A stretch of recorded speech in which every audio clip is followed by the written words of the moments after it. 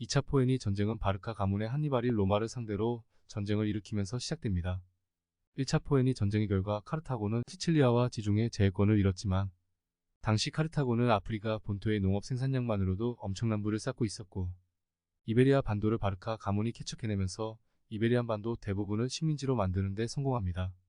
바르카 가문의 한니발은 알렉산드로스의 이야기를 들으며 자란 야심이 가득한 인물로 로마를 상대로 이기는 것을 꿈꿔왔고 로마를 이기기 위해서는 이탈리아 본토에서 전쟁을 치러야 한다고 생각했지만 지중해 해상의 패권은 로마가 장악하고 있었기 때문에 그는 아무도 생각 못한 방법을 생각해냅니다. 바로 알프스 산맥을 넘어 이탈리아 반도 북쪽에서 로마로 쳐들어가는 것이었습니다. 한니발은 이 말도 안 되는 작전을 실행하였고 알프스를 보름의 시간이 걸려 넘는 데 성공합니다.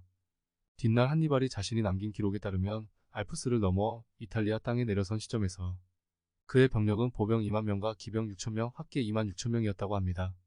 알프스 산맥을 넘는 데만 2만 명에 가까운 병력을 소모하고 피레네 산맥을 넘은 시점과 비교하면 3만 3천 명의 병력을 이동하는 데 소모한 셈이었습니다.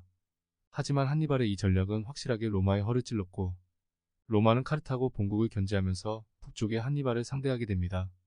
한니발은 처음 출정한 병력의 상당분을 잃었지만 이탈리아에서 로마와 아직 적대 관계였던 갈리아인들을 자신의 편으로 끌어들임으로써 병력을 보강합니다.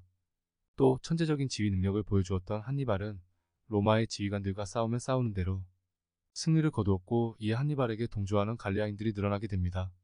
한니발이 처음부터 병력 손실을 감안하고 알프스 산맥을 넘은 것은 이탈리아 본토 내에서 병력을 보강할 수 있을 거라는 생각 때문이었는지도 모릅니다.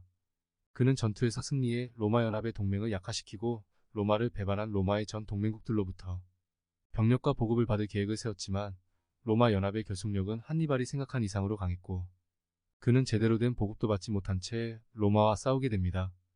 카르타고 본국의 지원은 번번이 실패하지만 한니발은 보급이 적은 상황에서도 대승을 반복해 칸나이 회전이라는 대규모 전투에서 승리함으로써 승기를 잡습니다. 로마인들은 전투에서 한니발을 이길 수 없다고 판단하여 전면전이 아닌 지구전을 유도하였고 이는 한니발을 약화시키는 데 성공합니다. 이때 아직 25세라는 어린 나이였던 스키피오는 특례를 인정받아 지휘관이 되고 이베리안 반도에서 펼쳐지던 전선에서 활약해 한니발의 본거지였던 이베리안 반도를 점령하는 데 성공합니다.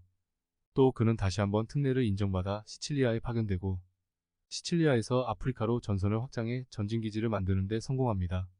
한니발이 로마에 치명적인 타격을 입히지 못한 고착 상태에서 본국의 위기를 맞은 카르타고는 로마의 강화를 제의하고 스키피오는 말도 안 되게 파견적인 조건으로 강화를 제의합니다.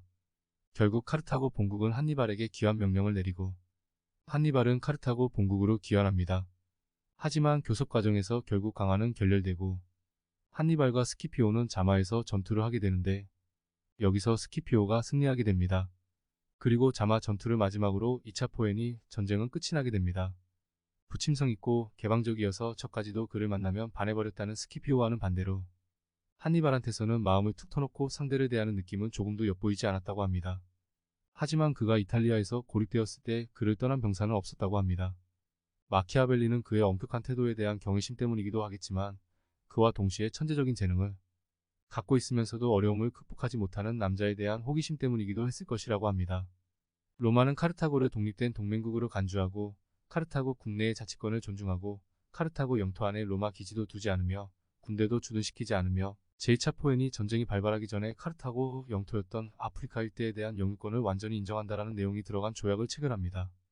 도저히 승전국이 맺었다고는 볼 수 없는 관대한 조약으로 로마의 승인 없이는 카르타고가 전쟁을 하지 못한다는 등 몇 가지 불평등 조항이 있기는 하지만 전쟁을 일으킨 것이 카르타고인 한니발이며 로마의 장수 스키피오를 포함한 로마인 대다수가 아버지 혹은 가족이 전쟁 중에 죽었음에도 이런 조약을 맺었다는 것은 현대인의 시각에서 볼 때 놀라울 수밖에 없습니다.